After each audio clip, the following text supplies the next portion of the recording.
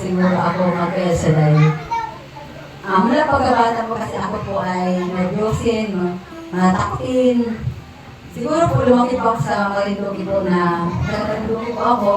At lumaki po ako doon na laging nagbabaha sa amin, lumalamig po kami sa baha. Siguro kaya nag-trigger po yung nervous ko. Kaya hanggang sa naglalaban po ako doon po, lumala po yung nervous ko, hindi na po ako nakakatulog.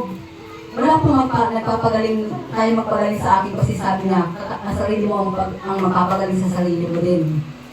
Sabi ko, dalawa po ang pupuntahan ko, mabaliw o mamamatay kasi hindi na po ako nakakatulog, magdamag. Pag hindi na po ako nakatulog, gigising ko mga kasama ko sa bahay. Gising kayo, hindi ako nakatulog. Kasi, alam ko, siguro natatakot po ako kasi kung natulog sila, ako gising, mas natatakot ako kasi ako lang ang gising. Mga kapatid, lumala po yun. Nagbalik-balik po ang nervous na ito, pero nung pinagaling ako ng Panginoon, sa gawain po ng Elsaday. May isa pong hini po ang Panginoon taga-sukat Mantinlupa na ako po dala sa gawain ng Elsaday, pero hindi ko po naranasan agad yung kagalingan. May proseso po na ginawa ang Diyos sa akin. At ayun po, nung nasa dalaga pa lang po ako, pinagaling ako ng Panginoon. Nung mag-asawa na po ako, bumalik po yung nervous na yun. Bumalik po yung hindi ako nakatulog na mas matagal pa kaysa doon sa dati. Siguro po kung 3 buwan po ako hindi nakatulog dati. Noon po ay halos taon po. Ano po magdamag? May time nakakatulog pero halos magdamag po yung walang tulog. Na para po matutumba na sa sobrang walang tulog talaga. Pero alam niya po, sabi ni Sister Juliet po, nag-attend na po ako sa Elsaday noon. Hindi ba po ako nagka-choir? Si Sister Juliet po ang choir sa labo, ako po nag-attend. Sabi niya, Sister, mag-choir ka. Hindi na po makakatulog yung time na yun. Pero sabi niya, mag-choir ka. Sabi ko, ayoko, hindi naman ako magandang boses ko. Saka, nakaka-nervous dyan. Kasi lahat gagawin, mag-pray ka, mag-MC ka, mag-lead ka. Hindi ko kaya ginagawa nila, ang gagaling nila. Pero yung po pala ay bigay ng Diyos yung kagalingan na yun. Hindi man basta yung sa pagsasanay, hindi po yun. Ang paglilingkod sa Diyos ay makukuha natin sa grasya ng Diyos.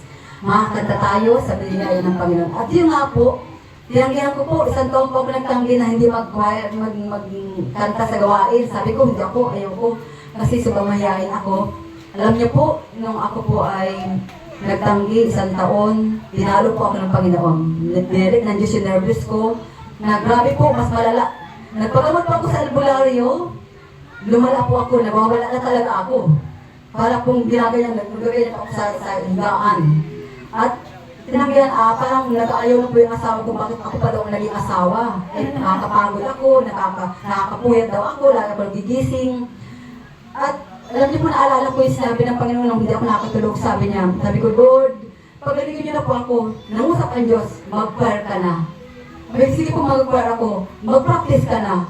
Nag-practice po ako ng ilang taong, halos 1 taon po hindi ako nakatulog. Nag-practice po ako, pag-uwi ko sa bahay, ano ko lang sarili ko, nakatulog na pala ako.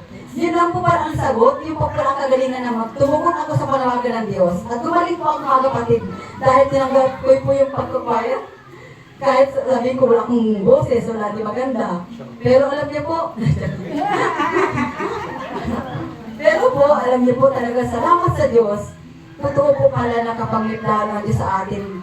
I-grab natin ang opportunity kasi pag tinanggihan natin, lalala tayo. Lalo hindi tayo gagaling.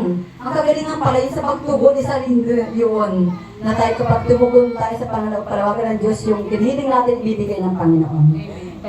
Yun lang po at may na po yung picture natin.